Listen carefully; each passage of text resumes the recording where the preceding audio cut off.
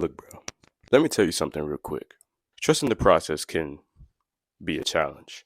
And sometimes that process leads to a lot of doubt. We have a lot of problems in the process. We try to get to a place where we feel like we could be successful, right? Our whole lives, we are told that we need to work hard, right? Stay focused. Work hard and you will be successful. But a lot of us struggle with the process. If you're an NBA fan, the Philadelphia 76ers motto is called trust the process. Trust the process. They called Joel Embiid, who is the center for the Philadelphia 76ers, the process, right? What does the word process mean, right? You could look at it from an informational standpoint, right? Processing, knowledge, maybe, hold on, let me not use the word in the definition, right? So the word process, right?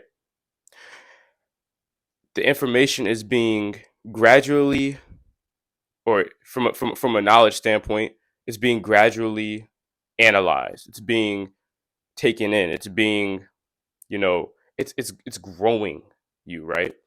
But the process that we think about in this life is the everyday grind, right? It's a working 9 to 5, or it's our everyday, wanting to grow our business, our everyday of wanting to complete college, complete high school, complete middle school, whatever the case may be, to get to our goals.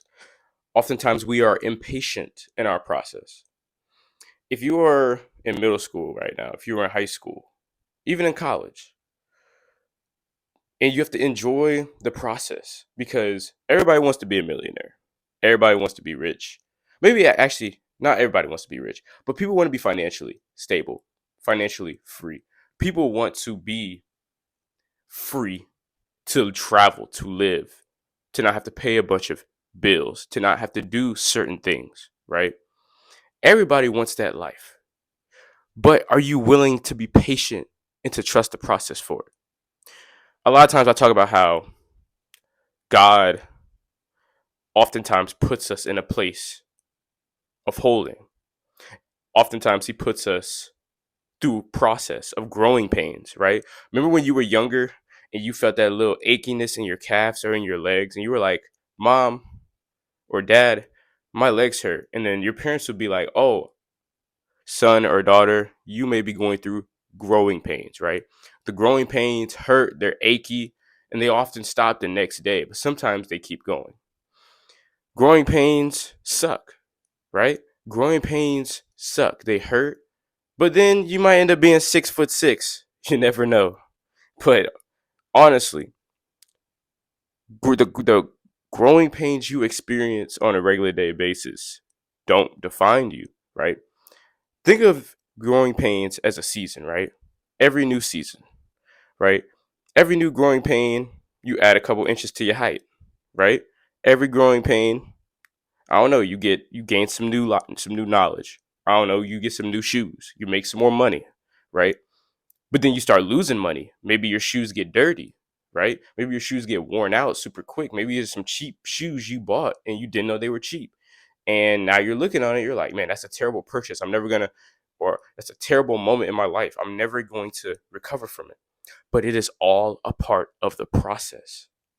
You gotta have to learn to realize that the hurt that you experience, that the pain that you go through, that the people that hate you, the the circumstances you live in that aren't on your side are all a part of the process. You have to understand that the process can make you or break you.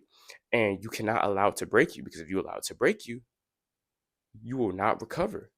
And if a broken person tries to heal, or if you try to heal a broken person as a broken person, that's just two broken people trying to trauma bond, right? It's the same thing when you're trying to heal from a heartbreak. You have to get somebody, or to know somebody, talk to somebody that's healed so they can talk to you, listen to you, you know, get you through it, right? The pain, the suffering, it reminds me of Jesus, right? It reminds me of Jesus on that cross. Jesus knew what he was going to go through. It was a whole process of steps of what those people did to him when he was on the cross. Whether it was putting pins in his wrist, whipping him, right? Spitting on him. Those different things led up to ultimately him passing away. But the crazy thing is, it was a process, right?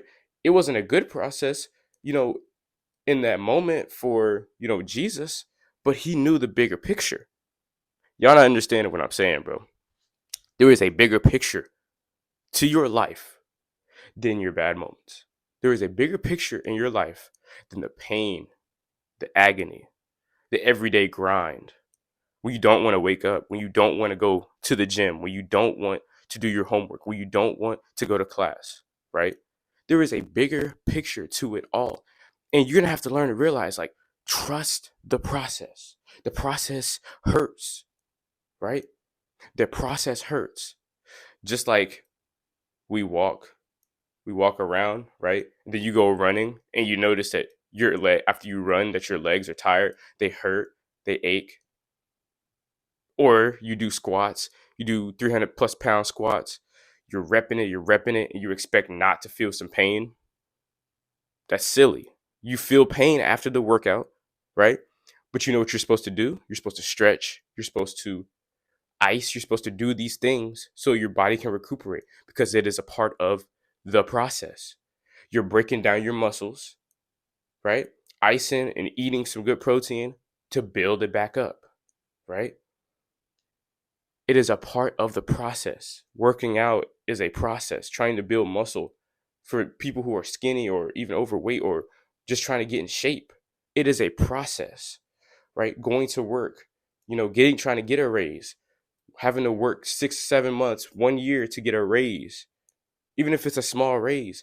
It is a process. If you haven't learned anything else from this video, it's the main thing. Trust the process. And I know you're sitting here thinking, how can I truly trust the process when nothing's going my way? Right? Think about where you were a year ago. Think about where you were maybe a decade ago. Depending on how old you were, obviously, or a couple years ago.